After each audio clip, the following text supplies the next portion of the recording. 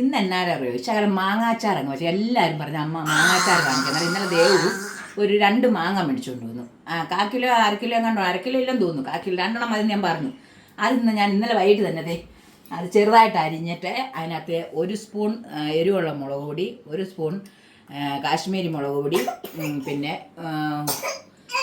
കായൊക്കെ നമ്മുടെ ആവശ്യത്തിന് കായവും ഉലുവാപ്പൊടി ഉപ്പും ഇട്ട് തുള്ളി മഞ്ഞപ്പൊടിയും കൂടി തൂവി പുരട്ടി വെച്ചേക്കുന്നത്. ഇത് കണ്ടോ, ഇന്നലെ രാത്രി പുരട്ടി ഈ നേരം വരെ ഇതിരിക്കുമായിരുന്നു. എന്നുവെച്ചാൽ ഞാൻ ഇന്ന് എനിക്ക് അറിയാൻ നേരം കിട്ടത്തില്ലെന്ന് എനിക്കറിയാം. ഇത് കണ്ടോ, ഇതിനെ ഈ കൈ വെച്ചിട്ട് എല്ലാം നടക്കുമോ, വീഡിയോ ഞാൻ പറഞ്ഞ ഇവൻ സമ്മതിക്കത്തില്ല. ഉച്ചക്കത്തേരം ഇവൻ ഉറങ്ങുന്നോണ്ട് ആ ചോറിൻ്റെ വീഡിയോ എടുക്കാൻ പറ്റുന്നത്. ഇനി ഇത് ഞാൻ ബാക്കി എല്ലാം കൂടെ ഒന്നാക്കിയിട്ട് അച്ചാറിട്ടിങ് എടുത്തിട്ട് നിങ്ങളെ കാണിക്കാം.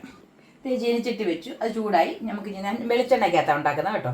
ചിലർ നല്ലെണ്ണയിലുണ്ടാക്കും, കടുകെണ്ണയിലുണ്ടാക്കും. ഇച്ചിരിയല്ലേ ഉള്ളൂ, നമുക്ക് പെട്ടെന്ന് എടുക്കാനുള്ളേ ഉള്ളൂ. അതുകൊണ്ട് വെളിച്ചെണ്ണയാണ് ഒഴിച്ചത്. ഇച്ചിരി കടുക് ഇട്ടു.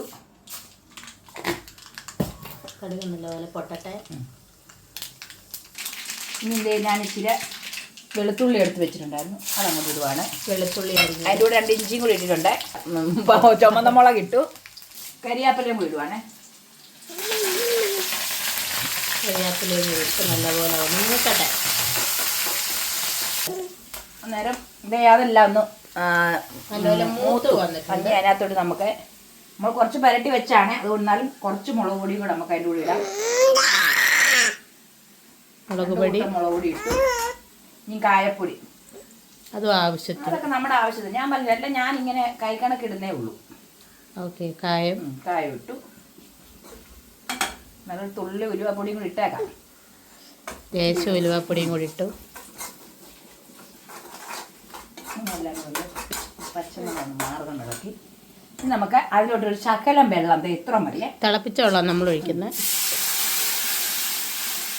വെള്ളം ഒഴിച്ച് നല്ലപോലെ നമ്മൾ ആ വെള്ളം തിളച്ച് ഇനി അതിലോട്ട് നമുക്ക് ഈ മാങ്ങായും കൂടെ അങ്ങോട്ട് ഇടാം. ഇങ്ങോട്ട് ഇട്ടാലോ അങ്ങോട്ട് ഇട്ടാലോ ഒക്കെ കുഴപ്പമില്ല. പക്ഷേ ഇങ്ങോട്ട് ഇടുവാണെങ്കിൽ മാങ്ങ ഇച്ചിരി ഒന്ന് എന്തോട്ടെ, അതിന് നമുക്ക് ഭയങ്കരമായിട്ട് കരകരാന്ന് കഴിച്ചു.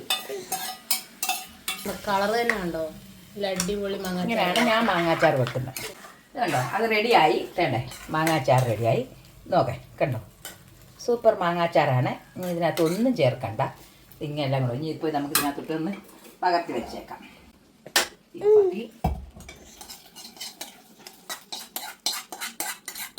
അങ്ങനെ സ്വാദികമായ മാങ്ങ അച്ചാർ തയ്യാറായിട്ടുണ്ട്. നിങ്ങളൊക്കെ എപ്പോഴും ചോദിക്കുക അമ്മ എങ്ങനെയാണ് മാങ്ങാച്ചാർ വെക്കുന്നത്, ഇങ്ങനെയാണ് മാങ്ങാച്ചാർ വെക്കുന്നത്. എല്ലാവരും ഉണ്ടാക്കി വെച്ച് നോക്കിയിട്ട് പറയണം അല്ലേ. വേണ്ട, നമ്മുടെ മാങ്ങാച്ചാർ റെഡി.